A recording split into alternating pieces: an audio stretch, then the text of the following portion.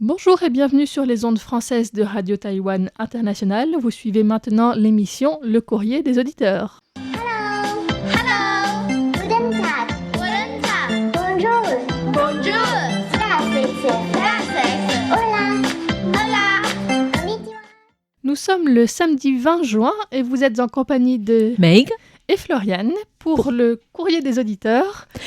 Oui, alors une information très importante pour commencer ce courrier des auditeurs. Vous avez peut-être deviné, il s'agit des tests de diffusion depuis Tamsui qui auront lieu dès demain en fait, c'est-à-dire le 21 juin. Oui, donc on voulait vous en parler. Enfin, vous savez, vous avez été informé par mail Oui. si nous avons votre adresse mail que ces tests auront lieu demain, donc le 21 juin. Et ce sera pour vérifier quelles sont les meilleures fréquences d'après les retours que vous nous envoyez pour faire les diffusions au mois d'août 2026, entre le 7 et le 30 août. Ça va être pareil en fait tous les vendredis, samedis et dimanches à partir du 7 août jusqu'à la fin du mois d'août. Mais pour le test, il y a 4 diffusions avec 3 différentes fréquences. Oui, alors prenez un stylo, un papier pour les noter. La première fréquence, c'est la fréquence 15 145. C'est de 17h à 17h10 temps universel, donc 15 145 à 17h. La deuxième fréquence, c'est 11 995 Kilohertz, oui. kHz, oui, de 17h15 à 17h25 temps universel. Ensuite, le troisième créneau, c'est aussi la fréquence 11 995, mais de 17h30 à 17h40, temps universel toujours. Et la dernière fréquence, c'est la fréquence 9545 à 17h45, toujours pour 10 minutes. Donc n'hésitez pas à nous envoyer vos rapports d'écoute. Nous savons que les tests pour le service allemand ont lieu aujourd'hui même. Donc j'espère que les conditions d'écoute étaient bien. Et demain, c'est nous. Donc n'hésitez pas à nous faire parvenir vos rapports d'écoute. Il y aura une carte QSL spéciale qui vous sera envoyée pour confirmer ces rapports d'écoute. Donc soit des tests, soit de la diffusion après en août. Oui. Ce sera la même, mais on a vraiment besoin de vos retours pour les tests pour savoir à quelle fréquence envoyer les émissions au mois d'août. Voilà, donc merci d'avance pour vos écoutes. Je sais que vous serez, je pense que vous êtes déjà prêts en fait à nous capter sur nos différentes fréquences demain. Alors après cette annonce, tout de suite, nous allons annoncer les gagnants des concours. Oui, parce que ça fait un moment qu'on ne l'a pas fait, il me semble, Oui. et que je me suis rendu compte que ceux de janvier 2026 n'étaient pas encore tirés. Donc, nous avons procédé au tirage.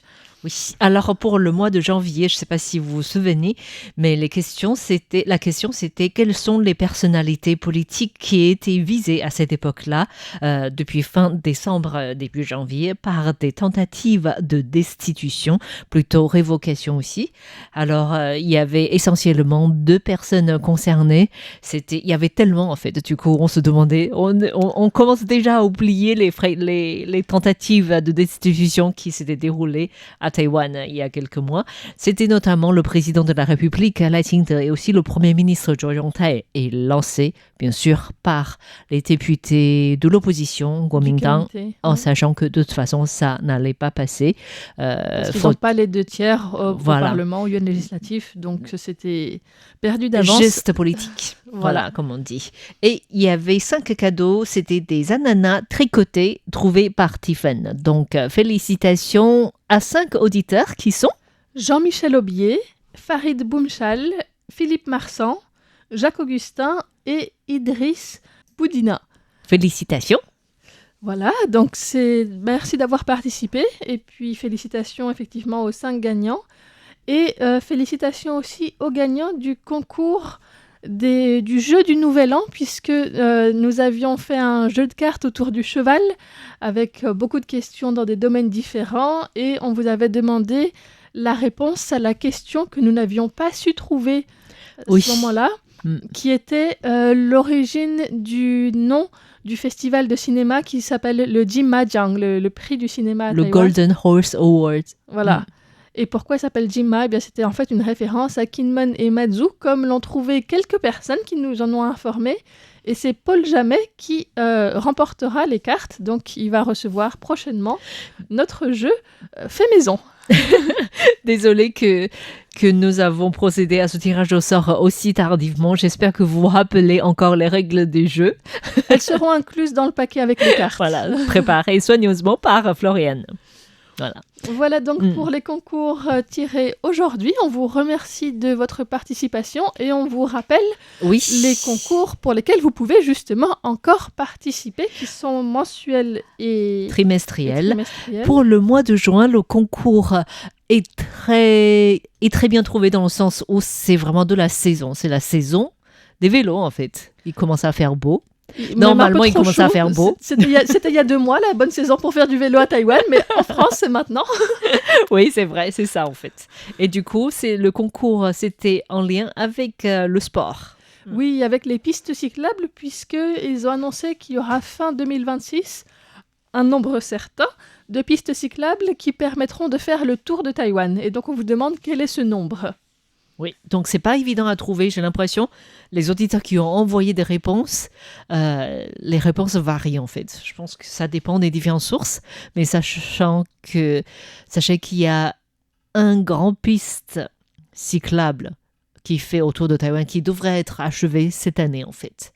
Oui, c'est bien le nombre de pistes cyclables qui font le tour de Taïwan qui est demandé, et pas juste le nombre de pistes cyclables à Taïwan en général. Et donc, pour cela, vous aurez comme cadeau, si vous trouvez la bonne réponse, un porte-clés RTI avec une inscription en bopomofo, donc qui est la transcription phonétique, qui sera peut-être pas très lisible si vous ne connaissez pas le bopomofo, mais voilà, c'est le nom de la radio, l'équivalent des sigles en fait, comme si c'était RTI. C'est écrit Yang. Donc l'abréviation de 中央广播电台, donc Central Broadcasting System, si on traduit ça directement en fait, donc Radio Taïwan International. Donc un cauchemar pour les enfants qui doivent apprendre ce système phonétique à l'école avant d'apprendre comment écrire les caractères.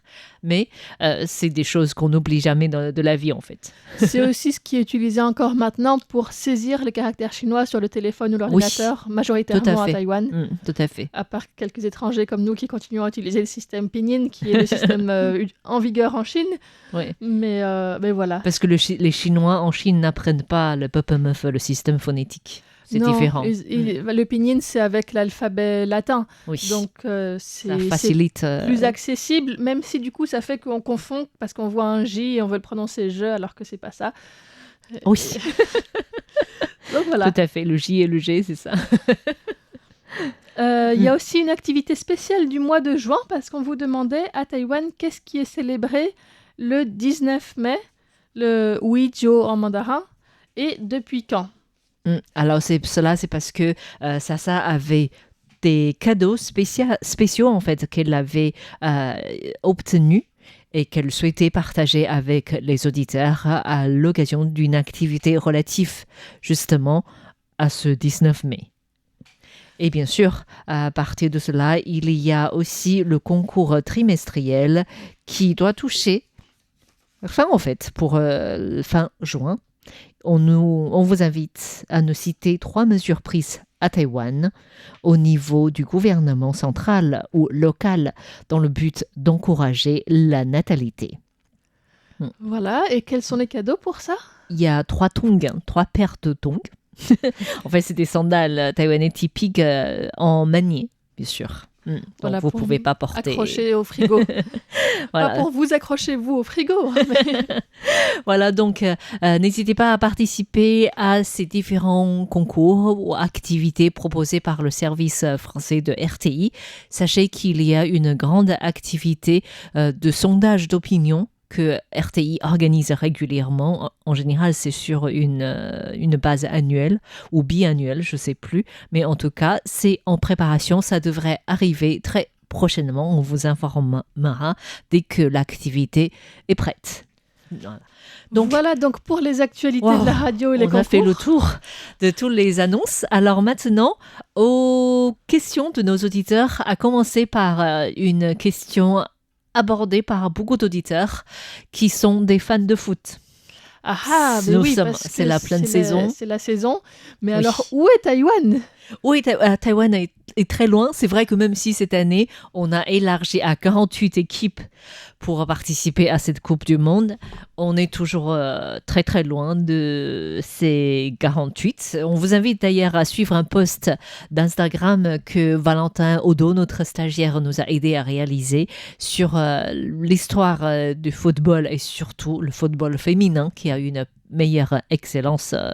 Une meilleure excellence, on dit ça? Non, une meilleure performance que les footballeurs masculins taïwanais. C'est ça, parce qu'on parle de Coupe du Monde de foot, mais c'est la Coupe du Monde de foot masculine Oui. et pas féminine pour l'instant. Donc c'est vrai que c'est à rappeler que, voilà, il y a ça aussi. Quoi qu'il en soit, que ce soit masculine ou féminine, on est encore loin, mais Moins loin chez les moins femmes. loin, voilà.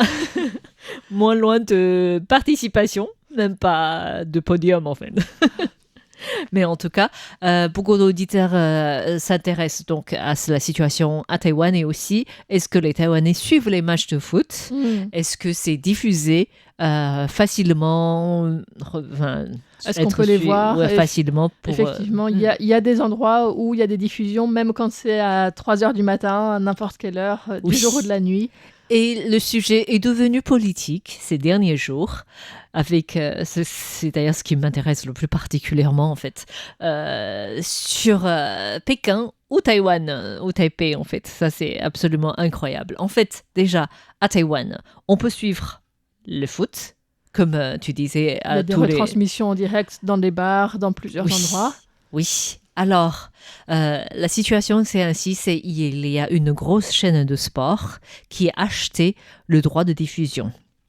Et donc, pour pouvoir suivre les matchs, il faudrait ainsi s'abonner sur les plateformes de streaming ou multimédia on demand de Chunghwa Telecom.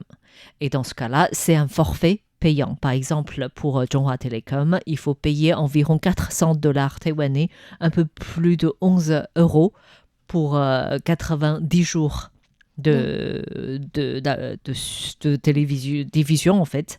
Ensuite, si c'est sur la plateforme de streaming de Elta en fait qui a acheté le droit de diffusion, c'est environ $600 taïwanais, donc un peu plus de 15 autour de 15 ou 20, près de 20 €. Moins de 20 € en tout cas pour 90 jours. Et les différentes chaînes de télé, il y a 2 chaînes de télé qui ont acheté également le droit de diffusion auprès de Elta qui a acheté le droit de diffusion. Là, c'est plus facile à être suivi sur les écrans de tout le monde, mais on ne diffuse que des matchs, ce qu'ils appellent du jour. Voilà, donc les matchs les plus suivis, comme bien sûr l'Argentine avec Messi, et donc ce genre de matchs qu'ils jugent être les meilleurs matchs du jour. Voilà. Hier, j'ai vu quelqu'un dans la rue avec un t-shirt Messi, polo. Oui. Voilà, ça, on en voit aussi beaucoup en ce moment. En ce moment, moins de maillots du service de l'équipe de la France en fait, mais peut-être, on ne sait pas, si la France continue à avancer, on verra plus de maillots France. J'ai entendu beaucoup parler de l'Écosse et des supporters écossais, mais la France, c'est vrai qu'elle s'est faite assez discrète ces derniers temps, en tout cas à Taïwan. Ça va arriver. Oui, et du coup, le sujet qui m'intéresse plus dans cela, c'est que un acteur taïwanais assez célèbre, qui a déjà un certain âge, je pense qu'il doit avoir plus de 70 ans déjà, et il était devenu célèbre à Taïwan, mais pendant longtemps, il s'est installé en Chine. Et ces dernières années, il a redéménagé à Taïwan. Et là, je ne sais pas comment, sur ses réseaux sociaux, peut-être, je ne sais pas s'il utilise des réseaux sociaux, en tout cas, il a déclaré qu'il était difficile de voir les matchs de foot à la télé à Taïwan. C'était une plainte ainsi. Je pense qu'il doit avoir l'abonnement le plus simple aux chaînes de télévision à Taïwan. Parce qu'à Taïwan, pour avoir des chaînes, on achète un package, mais il y a différents packages. Il y a le package minimum, il y a aussi les packages plus sport.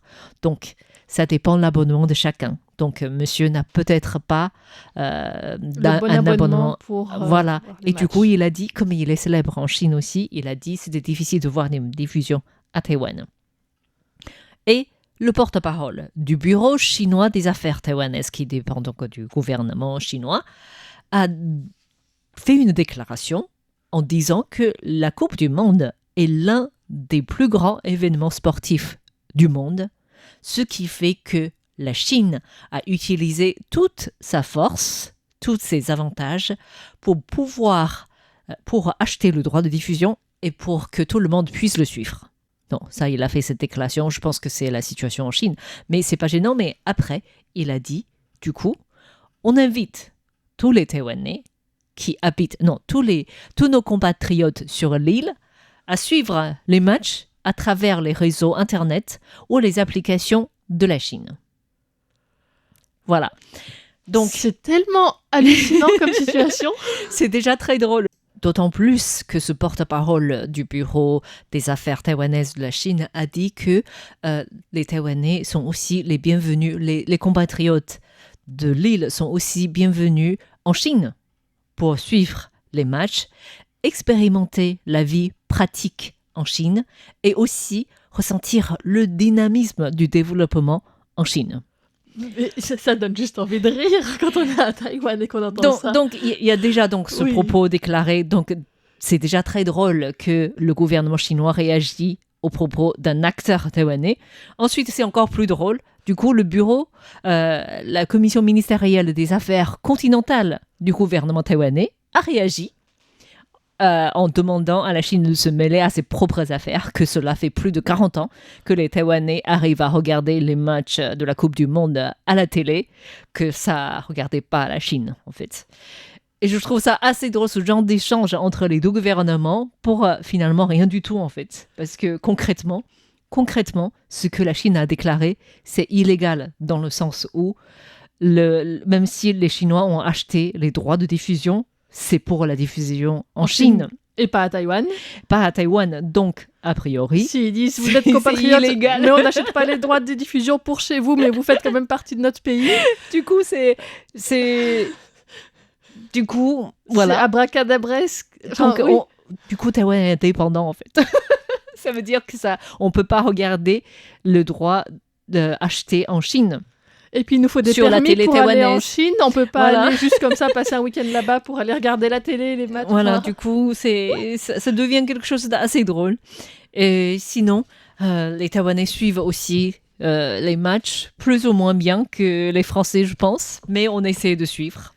Mais je me dis, cette déclaration chinoise, est-ce que c'est pas aussi pour faire croire aux Chinois, aux habitants de Chine, qu'à Taïwan c'est compliqué, qu'on peut pas avoir ça? C'est surtout ça, C'est en fait. peut-être plutôt une communication de propagande envers la Chine C'est et pas sûr. vers Taïwan, parce qu'à Taïwan on connaît la situation et tout le monde en rit. Enfin, Oui, tout le monde rit et on sait pertinemment, du coup, ce que les droits achetés par la Chine. On ne peut pas le voir en Chine, à Taïwan, donc Taïwan est indépendant. Je pense que c'est une interprétation qui est absolument différente. ouais. Que les Chinois vont penser que les Taïwanais vivent dans la misère, on ne peut même pas suivre la Coupe du Monde. Mais les Taïwanais pensent absolument différemment. Et c'est pour ça que je trouve ça assez drôle comme des déclarations qui peuvent avoir des interprétations absolument différentes. Et en même temps, tous les joueurs qui sont sur les terrains n'ont rien à faire en fait de comment les Taïwanais regardent les matchs de foot. Ouais. Voilà. Bon, en tout cas c'est surprenant. Donc c'était par rapport pour réagir aux différents auditeurs en fait qui ont parlé de la Coupe du Monde ces derniers temps. Nous saluons également Philippe Marsan pour vos rapports d'écoute. On salue aussi Nagmushi Noari qui nous parle de l'arrivée de l'été, en fait, de juin, de beau temps. Mais c'est vrai qu'en ce moment, les Taïwanais souffrent plutôt à cause des pluies Diluvienne. diluviennes sans cesse. Mais Ouais. on croit fort bien que l'été va arriver. Enfin, l'été est déjà là, il fait chaud. Il fait très chaud malgré les pluies. Oui. Et puis Nagmu Shinwari nous demandait aussi quand et comment prendre un congé parental à Taïwan. Ah, ça c'est un sujet très vaste dans le sens où le gouvernement a justement annoncé récemment les différentes mesures. C'était pour, notre question du mois de juin. Donc voilà, on ne va Oui. pas s'attarder sur les différentes mesures ou ce qui a changé là, Oui. mais je voulais revenir un petit peu de manière globale sur le congé parental à Taïwan. Donc c'est un congé qui dure... Il y a plusieurs parties en fait. Il y a ce qu'on appelle congé parental. Il peut être pris pour un maximum de 2 ans par enfant et jusqu'aux 3 ans de l'enfant. Alors, de ces 2 ans, les 6 premiers mois sont payés. Ensuite, le 1 an et demi n'est pas payé. C'est possible de les prendre par bloc de 1 mois minimum. Et en plus de ça, il y a 60 jours qui peuvent être pris donc à la journée, flexible, jusqu'aux 6 ans de l'enfant. Et en fait, c'est assuré... Alors, si on travaille depuis au moins 1 an et qu'on a une assurance en place, donc à 60% par l'assurance travail et 20% de subvention du gouvernement. Donc, on touche 80% de notre salaire pendant les 6 premiers mois. Ça, c'est une mesure qui est en place depuis 2021. Et donc, 1 an et demi ensuite, c'est un congé sans solde. Et pour les étrangers à Taïwan, c'est pareil aussi. Du moment qu'on travaille légalement et qu'on est affilié à l'assurance travail, quand on a la PRC, par exemple, la résidence permanente, on est aussi payé à 80% pendant les 6 premiers mois.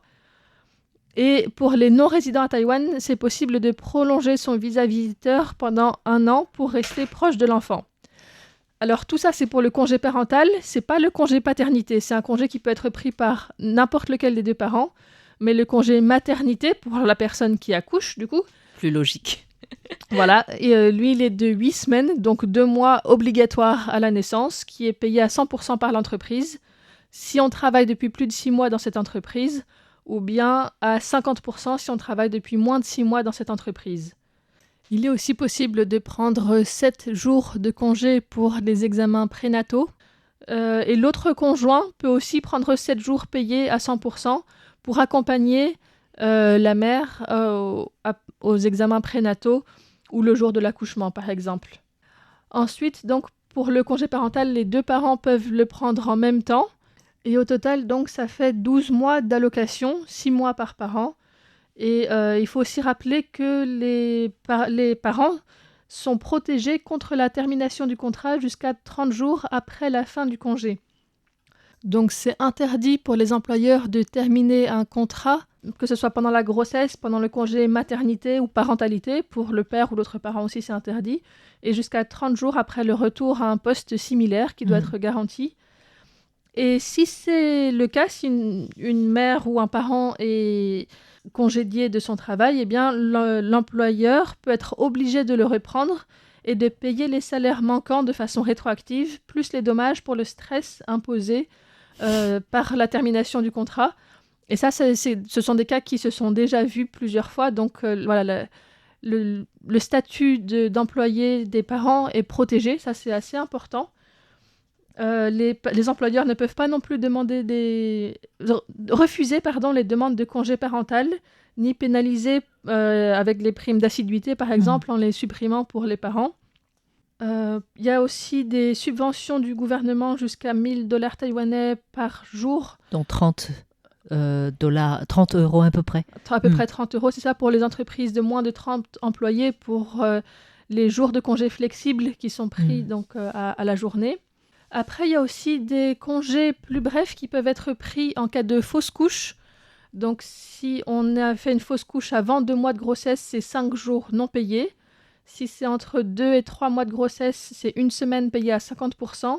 Et après 3 mois, on a droit à 4 semaines de congés payés 100% pour se remettre de la fausse couche. Ça, on en parle beaucoup moins dans ces mesures autour de la parentalité, mais en fait, c'est important aussi. Et puis après, quand l'enfant est là, c'est aussi possible d'avoir des congés allaitement, qui ne sont pas vraiment des congés d'une journée entière, mais 2 fois 30 minutes par jour, qui sont payés jusqu'aux 2 ans de l'enfant. Et ça compte comme des heures de travail. Donc l'employeur doit laisser les jeunes mamans pouvoir allaiter leur enfant pendant 2 fois une demi-heure. D'ailleurs, les entreprises d'une certaine taille doivent toutes avoir un espace dédié aux mamans pour retirer le lait, en fait. Oui, soit tirer le lait, soit allaiter directement l'enfant, mais c'est de plus en plus demandé, au moins d'avoir un espace tranquille pour pouvoir faire ça. Et puis, il y a aussi des congés qui se sont mis en place pour prendre soin de la famille. Et donc, ça peut être pour les enfants ou bien pour des parents âgés ou bien des personnes à charge ou malades qui ont un accident, n'importe qui. Et là, c'est 7 jours par an et c'est pas payé par l'entreprise, mais ça peut pas être refusé. Donc, c'est une autre flexibilité qui est là pour que les employés puissent prendre soin des membres de leur famille qui en ont besoin. En tout cas, d'après toutes ces mesures que Florian a pu expliquer jusqu'à présent, on constate une évolution dans le bon sens, en fait, pour les familles taïwanaises, dans le sens où de plus en plus de congés sont accordés avec des rémunérations, en fait. Et l'objectif du gouvernement, bien sûr, c'est d'encourager la natalité à Taïwan, en sachant que de moins en moins de familles sont prêtes à avoir des enfants et en raison de travail, en fait, en raison de situation économique. Et du coup, le gouvernement agit beaucoup dans le sens où d'aider les jeunes familles à s'établir, en termes de logement aussi, en termes de parents. Soutien à la parentalité, tout Oui. ça. Oui, et puis c'est vrai que la sécurité de retrouver son travail après le congé maternité, je trouve que c'est très important aussi. J'ai pas cherché depuis quand c'est en place, mais je pense que c'est vraiment quelque chose qui peut être clé dans la décision ou pas d'avoir un enfant, parce que si on se dit, je sais pas si je vais pouvoir retrouver mon travail après, il y a quand même une pression économique qui est très importante sur les jeunes parents. Oui, tout à fait. Et c'est bien aussi d'avoir cité les fausses couches, dans le sens où traditionnellement, les fausses couches sont considérées comme un accouchement. Donc, cela veut dire que les femmes doivent bien se reposer, récupérer de l'énergie avant de pouvoir bien fonctionner, Reprendre entre leur guillemets, vie. en fait. On sait que dans le monde chinois, on aime bien parler de 1 mois de repos pour les femmes qui viennent d'accoucher. Et c'est justement parce qu'on considère que le corps de la femme est énormément affaibli, en fait. Et on a besoin de se récupérer la force. Et on dit que c'est souvent à vie, en fait, si on a mal fait le mois entier de repos. Oui, on appelle ça 坐月子, donc Tout à fait. faire son mois littéralement, Oui. pendant lequel on n'est pas censé non plus s'occuper des tâches ménagères, ni de l'enfant trop. Ni toucher trop l'eau froide, ce genre de choses, en fait, pour ne pas avoir que le corps soit au contact du froid. Et du coup, ça explique pourquoi, au bout de 3e mois de grossesse, C'est ça, on a 4 semaines de congés payés. Voilà, c'est donc comme 1 mois de repos, en fait. Oui, parce que même, une fausse couche, c'est aussi un très gros choc physique et il y a tout. Et psychologique aussi. Psychologique aussi. Dans beaucoup de choses. Donc c'est important, je trouve, que ce soit reconnu, effectivement. Tout cela sont mis en place, considérés pour que les jeunes familles soient plus à l'aise pour faire des enfants. Ouais. Il faudra encore voir si ça marche ou pas. On sait que le gouvernement taïwanais, avec notamment le président de la République, La Qing, avait annoncé fin mai, en fait, de nouvelles mesures. Il y a 18 mesures en tout, je crois, pour encourager la natalité, pour soutien aux jeunes familles.